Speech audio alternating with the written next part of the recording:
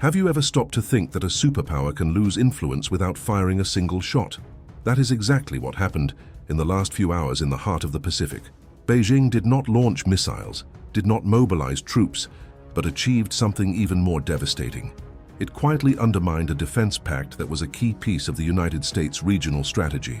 The alliance between Australia and Papua New Guinea, which had been negotiated behind closed doors as part of the effort to contain China's expansion, collapsed before it even began, and it was no accident. It was the result of direct, calculated, and silent pressure from Beijing. This episode is more than just a regional dispute. It is a clear symbol of how 21st century competition is not only fought on the battlefield, but also across negotiation tables through veiled threats and with what can be called strategic sabotage. Beijing didn't need to offer a parallel defense pact or deploy warships to block ports. It simply sent a direct message to Port Moresby. This treaty should not be aimed at China. The result: Papua New Guinea's Prime Minister stepped back, declaring that he would first consult Beijing before moving forward. What does this mean? That the United States, even surrounded by allies, can no longer count on unconditional loyalty. Each country is weighing the costs of challenging China, which holds economic leverage and geographic proximity as tools of deterrence. The Pacific, which once looked like a chessboard firmly controlled by Washington, is suddenly an ocean of uncertainty, where a quiet move from Beijing can undo months of US diplomacy. And that is exactly what we're going to uncover here. How Beijing managed to turn the tables without firing a shot, why this move puts Washington on the defensive, and what the consequences could be for global security. So stay with me until the end of this video, because what I'm about to show you may change the way you see the balance of power in the world. Write in the comments, who really leads the Pacific? I want to know your opinion before we dive deeper into this analysis. To grasp the magnitude of this blow, we need to look closely at what was at stake. The treaty between Australia and Papua New Guinea was not just a piece of paper signed between neighbors. It was, in practice, a US coordinated move to reinforce a containment network against China in the Pacific.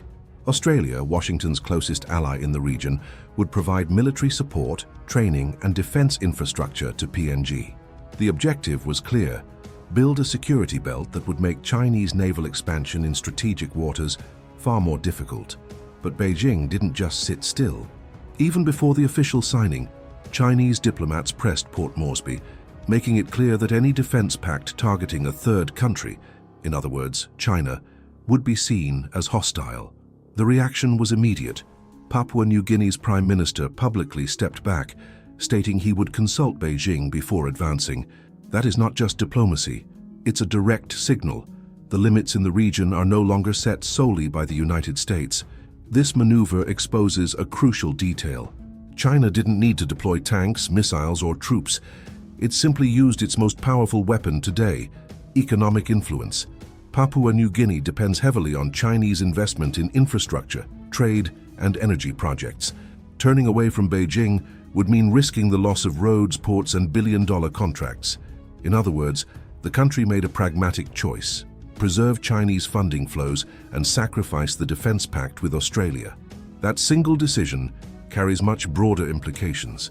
If a relatively small country can be pulled from Washington's orbit with nothing more than diplomatic pressure, what about other fragile allies? This kind of strategic sabotage proves that China doesn't need naval victories to expand its reach. It uses economic weight and geographic closeness to shape the sovereign choices of smaller states.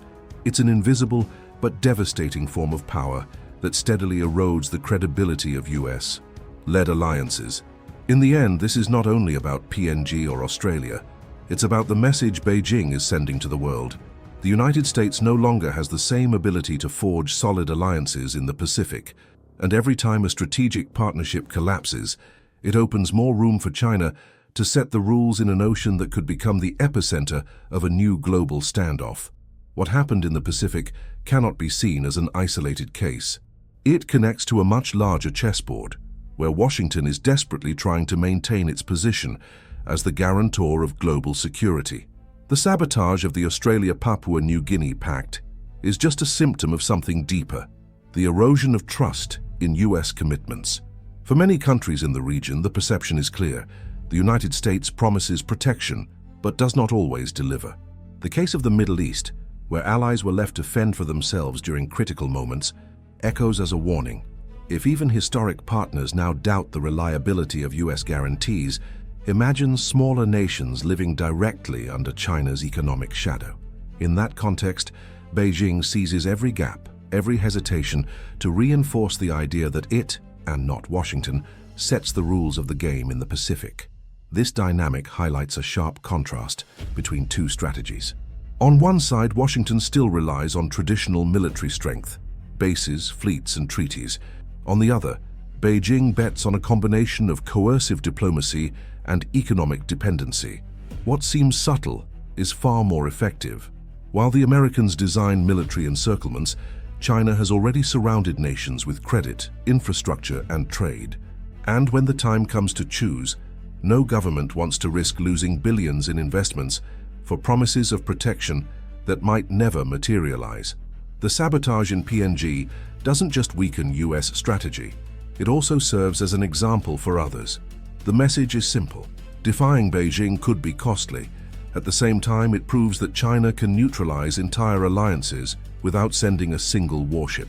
That's a direct blow to Washington's narrative that it still controls the region. After all, what good are aircraft carriers spread across the Pacific if politically its allies are already bowing to Chinese leverage? At this point, the US faces an existential dilemma. If it cannot restore confidence among partners, its Indo-Pacific presence may become largely symbolic, unable to truly contain China's advance. And this weakening doesn't happen quietly. Every successful move from Beijing is also a diplomatic embarrassment for Washington, watching its alliance web unravel piece by piece. The immediate impact of this sabotage was felt in Canberra and Washington. For Australia, PNG's retreat was not just a diplomatic setback, but a weakening of its attempt to assert itself as a regional power. The country invested time, money, and political capital to cement the treaty, only to see it collapse after a simple warning from Beijing. For the United States, the message was harsher still. Even with all its military and diplomatic weight, it could not stop a smaller ally from prioritizing ties with China. That creates a domino effect. If Beijing was able to block this pact, how many other future agreements could be derailed before they even reach paper? China has proven it doesn't need to compete ship for ship, tank for tank.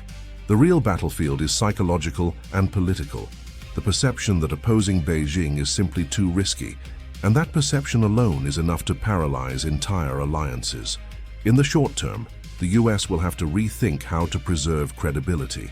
It's not enough to park aircraft carriers at distant bases. It must convince its allies that the costs of resisting Chinese pressure will be shared and offset.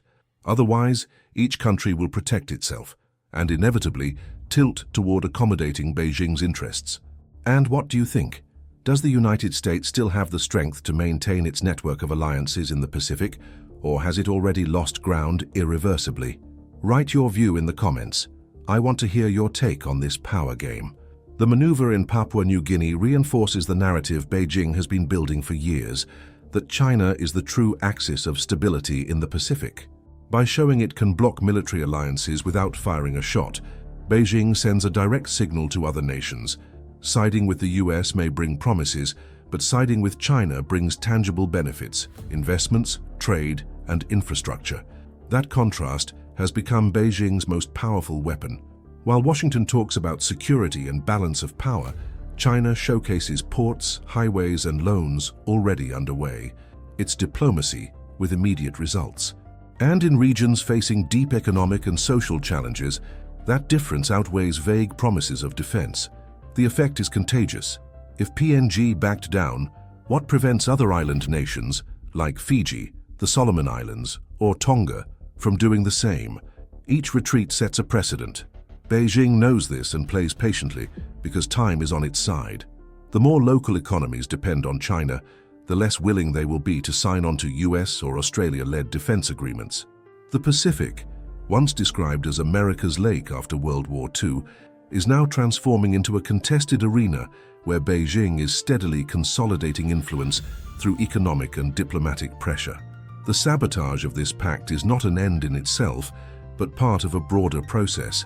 building an invisible belt of loyalty that erodes US credibility and grants China a veto power over the region's future.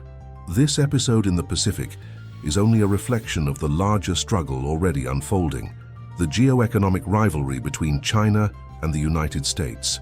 Beijing doesn't just pressure small island nations, it integrates each move into a global strategy that blends diplomacy, economics, and military positioning as pieces of the same board. The sabotaged pact proves that before Washington could consolidate its containment net, Beijing had already found the weak spot and exploited it. While Washington leans on bilateral agreements and defense treaties, Beijing leverages economic weight to undercut them at the root. Nations dependent on Chinese loans, exports, and imports will rarely risk rupture for vague promises from across the ocean.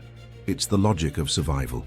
In times of global uncertainty, countries prefer guaranteed investments to distant military strategies, and the timing could not be more symbolic.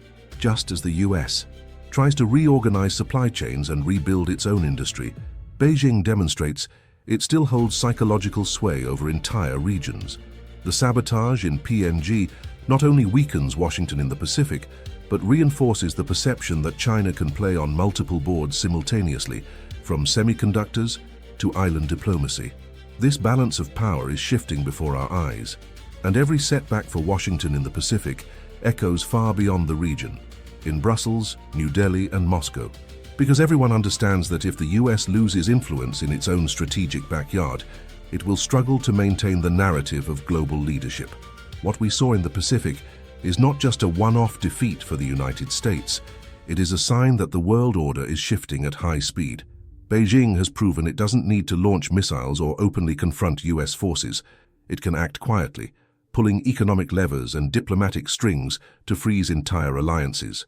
And that, in truth, is more unsettling than any show of military might.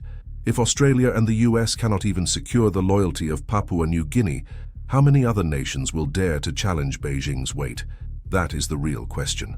The Pacific is becoming the stage of a silent war, where weapons are replaced by influence. And in this field, Beijing holds a clear advantage. The dilemma is obvious. Either the United States reinvents its approach to the region, or it will watch its alliance network crumble little by little without a single shot fired. And this doesn't just affect Washington or Canberra, it impacts the entire global balance. Because if the Pacific tilts toward Beijing's orbit, the whole world will feel the consequences of that historic shift. Now I want to hear from you. Does this sabotage prove that the US has already lost control of the Pacific? Or is there still room for an American comeback? Share your thoughts in the comments, because the future of this contest may redefine who truly leads the world.